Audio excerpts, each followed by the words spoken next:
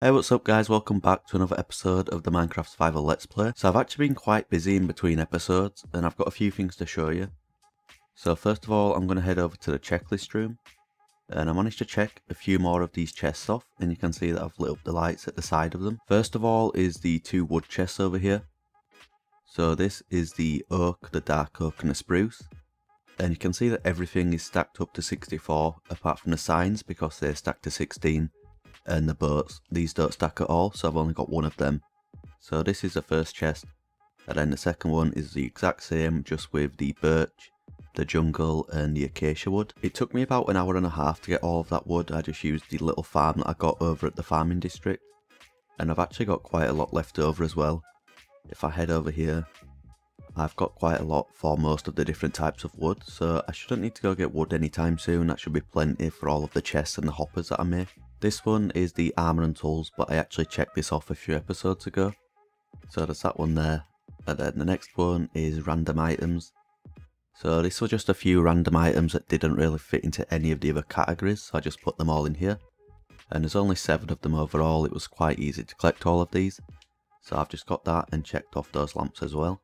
And the final one is the redstone. It actually took me quite a while to craft all of this stuff, but most of it's quite simple. It's stuff I already had, like iron and wood and cobblestone and stuff like that. So it wasn't really a big deal. I went and crafted everything. It's all stacked up to 64 apart from the minecart hoppers and stuff, because those don't stack. So that's the full stack of everything in that chest, and I've turned the lamps on. So that's everything that I've checked off for now. But there is actually a few more items that I want to add to the checklist. So in the last episode I built the rabbit farm, and I didn't quite get enough rabbit's feet or cooked rabbit.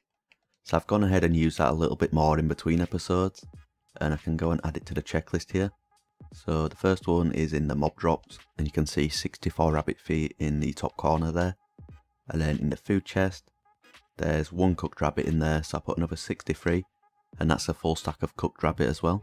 And the other 2 items are ones that I've had for quite a while. I just didn't get around to checking them off the checklist yet. So you can see I've got 1 emerald block and 1 emerald. So I put those in there, and that's a full stack of both of them as well. And that's actually not all that I've done in between episodes. If I fly over here, I've built a little farm. And this is a coral fan farm. It's a design by Silent Whisper, so I'll leave a link in the description to that if anyone wants to copy this.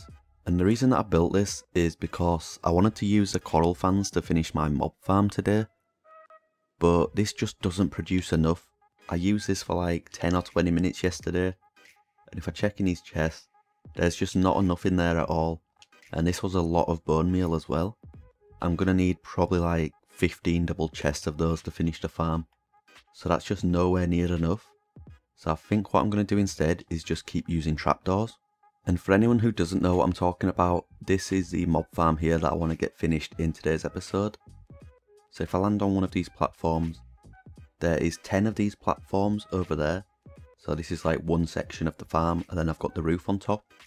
And the way this farm works, as you can see, the mobs will spawn on top of the stone bricks here, and then they see these trapdoors as full blocks. So they just walk straight off the edge, fall down here. They'll usually die after they drop down this far, but if they don't die, there's magma blocks underneath the rails, so that will kill all of the mobs eventually. For some reason you can see the mobs like die in mid-air.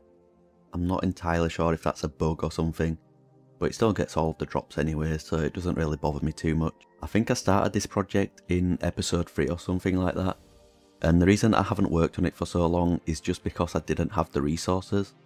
This thing uses so many spruce trapdoors, and that's the reason that I tried to make a coral fan farm so I could use them instead. But that's just not going to work out, it's not producing enough, so I'm going to keep using the trapdoors instead. I just thought I'd quickly jump onto a creative world just in case anyone doesn't know this, because I only found out about this a few months ago, so there might be a few more people out there that don't know this.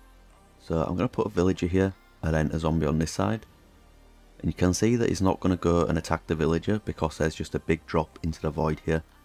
But if I get some coral fans and then put them on the side of the blocks here, he's going to start walking off because he thinks these are full blocks. So he's going to walk off here and then fall down into the void. And that's the mechanic that the mob farm uses, but with trapdoors instead. So if I had enough coral fans I would use this, but I just don't have enough, so it's not going to work. I did used to have buttons on my old design, but for some reason mobs don't see buttons as full blocks anymore. So you see he just stands there because he doesn't see them as full blocks. It's kind of strange that they changed that, but it is what it is, so I'm just going to have to use trapdoors instead. Back over to the survival world, I brought a few materials with me in the shulker boxes down there. It's mostly just stone bricks and then spruce wood for the trapdoors. So what I want to do in today's episode is get another one of these sections in place. So this is the first one and it's completely finished. So I want to do the same over here. So I'm going to build this exact platform 10 more times above, or 9 more times above even. So there's going to be 10 overall. And then I'm going to get the roof in place above that as well. If I've got time I might start on one of the other two. But I'm just not entirely sure because it does take quite a while to build each of these platforms. But I don't want to waste any more time, so I'm just going to get to work on this and we'll see how much progress I can make.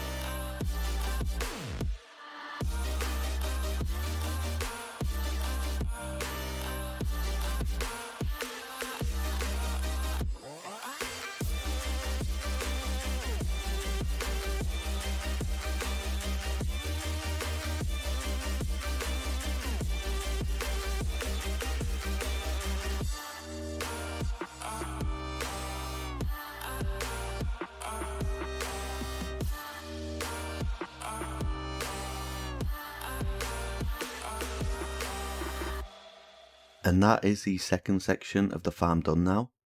So I'm halfway there, I've got 2 more of these to build, and then I've got the storage room to do down below as well. I did actually want to do the third section today, but it just uses too many resources. I think I use like 2.5 shulker boxes full of spruce logs just for all of those trapdoors. And then I've got some half slabs on top as well, so nothing spawns up there. So I am going to have to come back in a different episode or maybe do this off camera. I've got 2 more of these to build. The storage room shouldn't be too difficult, but I want to filter all of the different items and I want to burn like rotten flesh and arrows because they're a little bit useless. So I'll just make sure that I save all of the useful items. But there's not really too much to this build. It's just 10 of these platforms that I've already shown you. There's trapdoors on the side of all of the blocks so the mobs just walk off the edge. And then if I fly up here I've got a giant roof on top. And then half slabs, so this keeps the place dark inside and it also stops anything from spawning on the top. So this is pretty much how the farm works. Like I said, there's still 2 more of these platforms or sections to build, and then I need to sort all of the rails out down here as well. But it's actually producing quite a lot of gunpowder already. So over here I've got 3 full shulker boxes of gunpowder. I did actually have 2 more as well, but I took them back to the base. And then there's a little bit more in here as well. And I don't think I mentioned this at the start of the episode, but the reason I've decided to make a little bit more progress on this farm today is because in a future episode, maybe like 5 or 6 episodes from now, I want to go to the Nether and do a giant mining session for ancient debris. So I'm just going to do a full episode dedicated to mining ancient debris, and I'm going to need a lot of TNT for that. So that's the reason that I've decided to make a little bit more progress on this today. I do want to get it finished in the next few weeks, so I might do some work off camera and just try to get it all finished, and then I can get all the TNT that I need for that episode. I've also got a lot of bones which is going to be turned into bone meal. That's useful for a few of my other farms. Up top I've just got some witch drops, and then I've got a lot of string somewhere. I think it's in the bottom one. There's not really too much use for string apart from like dispensers, so I might craft some of them. I've been turning the rest of it into wool. I don't have a wool farm at the moment, so I'm getting a decent amount of wool as well. I do want to start clearing this area up a little bit. It's getting a little bit crowded, so I'm going to take some of these things back down to the base, and then I've got a few things to do over there. Now I'm back over at the base. There's a few things that I forgot to show at the start of the episode, so I'm just going to quickly show them now. So this is a map of the island that I made a few weeks ago, and this was before I started working on the base. So I've just got a little starter house up at the top. There's not really too much going on there. It's also before I tore down all of the trees on the island. And if I step to the side a little bit, you can see the updated map. So there's not a whole lot that's changed since the first one. The main thing is the base in the middle. So I've flattened out a little bit of land and then started building a base. And the reason I decided to do an updated map, even though I've not made too much progress, is just because the base has been like this for quite a while now. So I thought I'd update it and then it's there forever, All of these maps are, I don't know what this is called, I think it's called a locked map or something like that. So this will never get updated. I will make another one of these in like a month or two, but I'll make sure that I've made a decent amount of progress around the base before then. And it is actually kind of difficult to make these, it takes like half an hour because there's 16 maps overall. And I've got to fly all the way around the island and then make sure all the maps are loaded up fully. And then I've also got to put them in order, make sure I've got all of the correct maps and stuff. It's kind of a pain to do these, so I don't want to do them too often. And there's one more thing that I quickly wanted to mention. It's not really a big deal, you probably won't have even noticed this, but there was a big chunk of land over here, and I spent like 20 minutes just digging all of this out. Of course there's still a lot more area to flatten out over there and over there. I will get to that at some point. But I just thought I'd mention that I have made a little bit more progress on this project. It's going to be a huge one. Eventually I do want to take all of this stone out and then replace it with grass as well. And what I want to do next in today's episode is a little bit more exploring of the 1.17 update. So in the last episode I started collecting some of the new blocks and new items that got added. There's still quite a few more that I need to collect, but I've been making a decent amount of progress collecting these. And there's some copper over there that is getting oxidized. And I did say in the last episode that I was quite sure that this was all of the deep slate blocks, but I actually missed out two.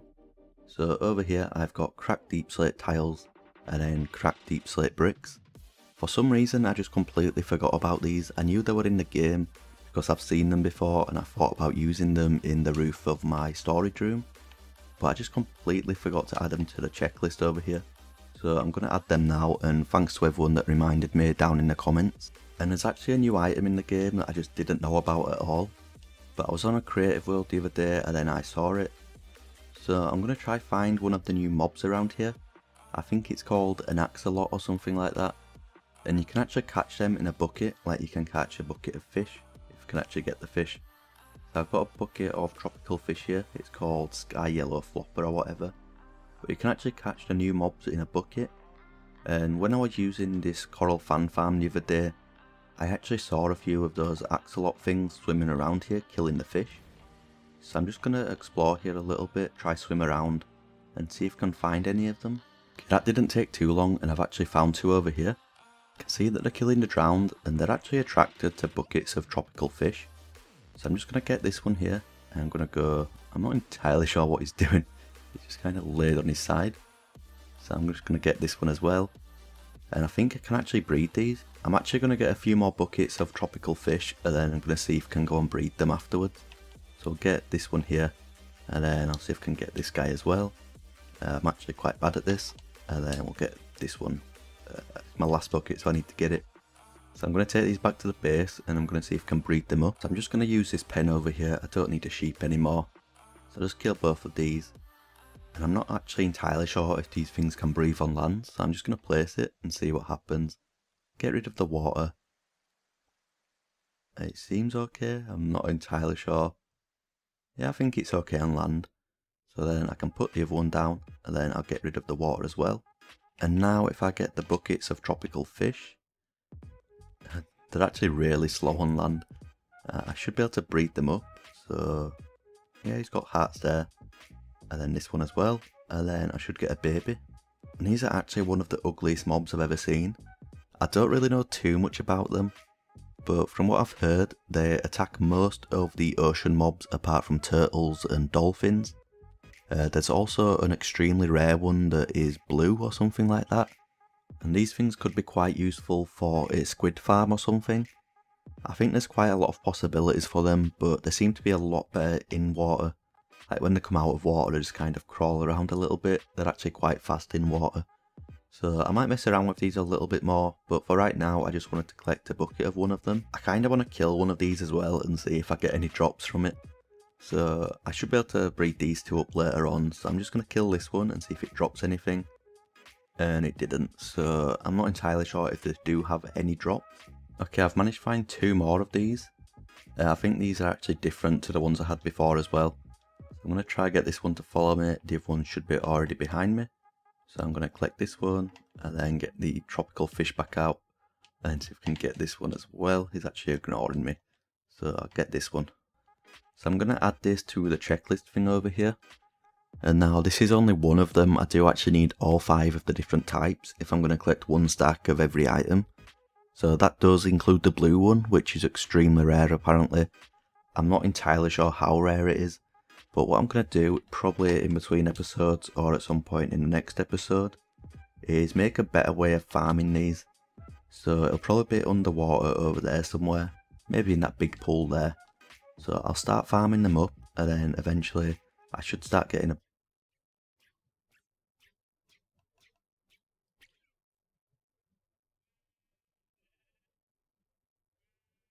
So apparently these things die.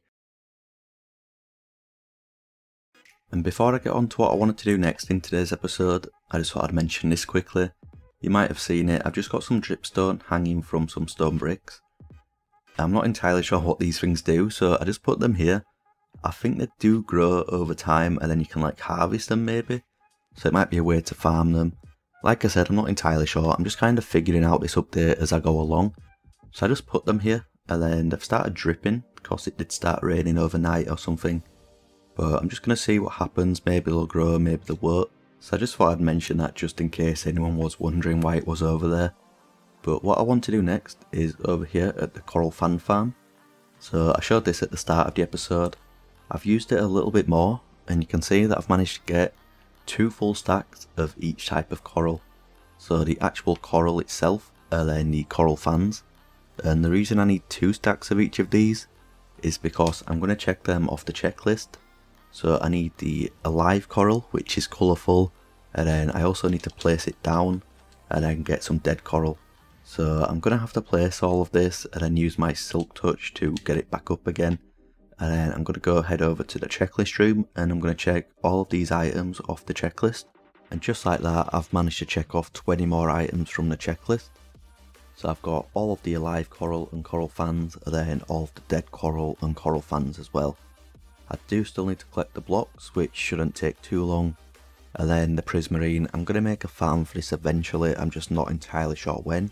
I do want to do it pretty soon though, because the sea lanterns are one of my favourite blocks to use. And I can't use them at the moment because I don't have a prismarine farm. So I definitely want to get to that pretty soon. And I don't know if anyone remembers the last series when I went to collect all of the coral, but I didn't know that you could farm the stuff. So instead I spent hours and hours swimming around loads of different warm oceans or tropical oceans or whatever it's called to get all of the different coral blocks and coral fans and stuff. It took me absolutely ages to do and it was one of the most boring things I've ever done in the game. So I'm glad I found out that you could farm this stuff. It saved me a lot of time and just a lot of painful mining. But anyway, that's pretty much all I wanted to do in today's episode, but I've still got a little bit more time to record. So what I want to do, like I do most episodes, is a quick mining session for some ancient debris. So I've got plenty of TNT here, I'm going to get 3 stacks out, I'm going to head to the Nether and I'm going to do a quick session.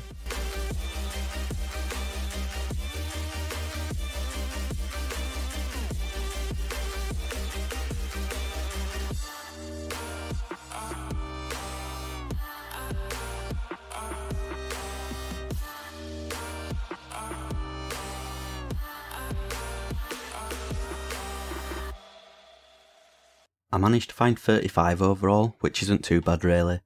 I think that's more than I found last week, so I'm just going to put it in the shulker box for now, and then I'll break this and put it in the ender chest. And like I said earlier in this video, I will be doing an episode soon that is dedicated to just getting ancient debris, so I'm just going to mine that for the entire episode. I'll probably try out a few different methods and stuff and just see which one is the best. I'm pretty sure the TNT is the best, but I'll just try them all, and I might be proven wrong, I'm not entirely sure. But anyway, there's one more thing that I quickly wanted to show before I end this episode. So you can see over here that I've got loads of these axolotls or whatever, I forgot what they're called already. I just brought a few over here, one of each different colour, and I've been breeding them up a little bit, and you can see that they're killing all of the fish that are spawning in, so I'm getting a lot of fish and bones flying up to the top.